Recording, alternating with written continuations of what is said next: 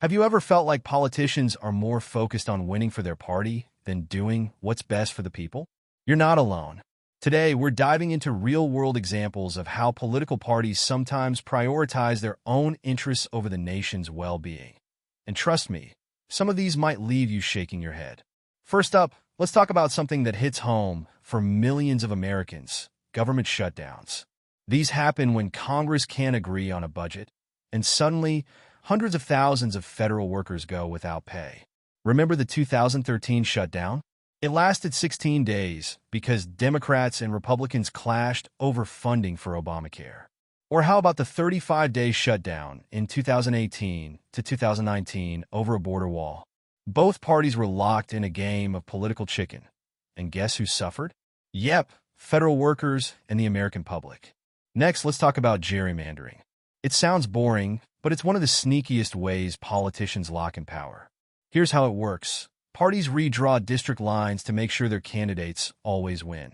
Take North Carolina, for example.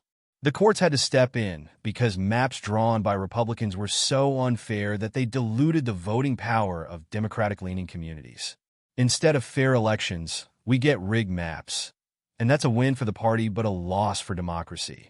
You've probably seen the drama over Supreme Court nominations. Back in 2016, when Justice Scalia died, Senate Republicans, led by Mitch McConnell, refused to consider President Obama's nominee, Merrick Garland. They claimed it was too close to the election. Fast forward to 2020, just weeks before the election, and they rushed to confirm Justice Amy Coney Barrett. The rules? Apparently, they only apply when it benefits the party in power. Cut to hosts shaking their head in disbelief. It's not just a U.S. problem. In the UK, Brexit was a masterclass in party politics over national interest.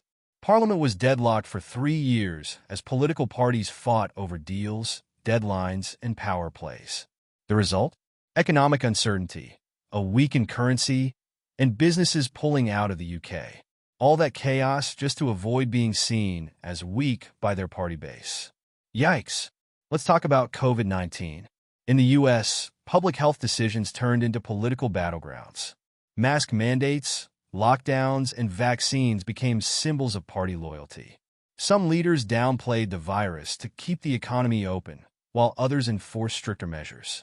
But while politicians fought over messaging, everyday people were dealing with the reality of sickness, job loss, and school closures.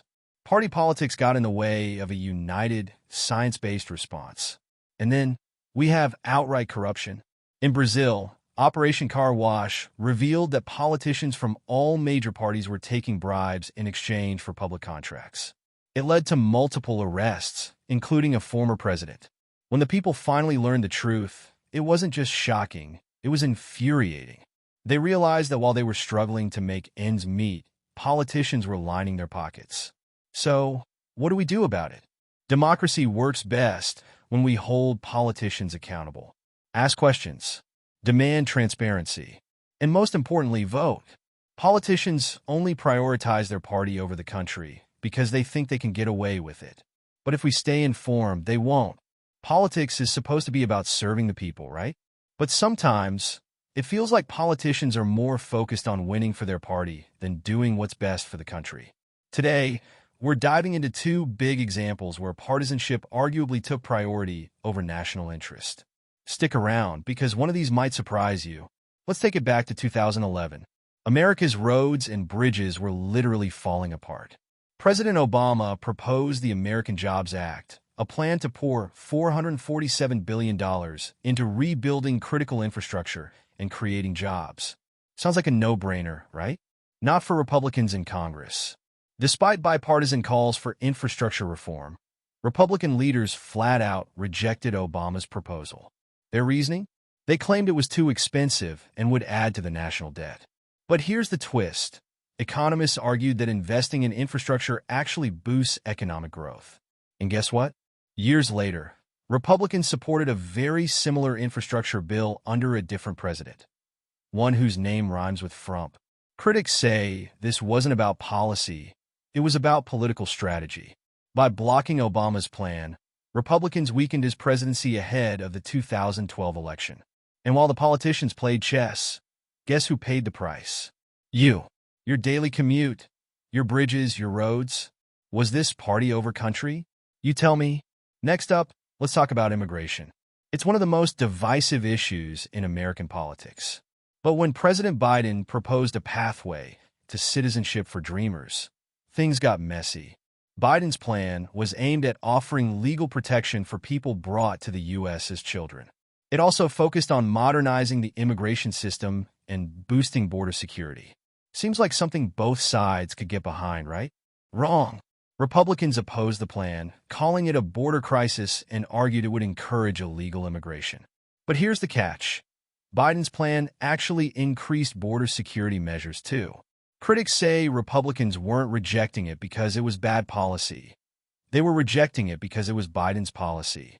Blocking Biden's plan allowed Republicans to paint him as weak on immigration, a talking point that fires up their political base. But while parties scored political points, immigrants, especially dreamers, were left in limbo, wondering if they'd ever have a pathway to citizenship. So, let me ask you this. Were these examples of putting party over country?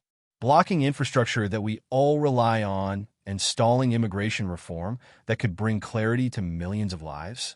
It's easy to point fingers at politicians, but we have the power to hold them accountable.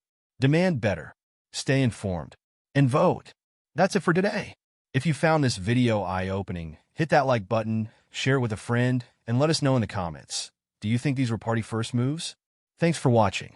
If this video got you thinking, hit that like button, subscribe for more deep dives on politics and power, and let us know in the comments which example shocked you the most.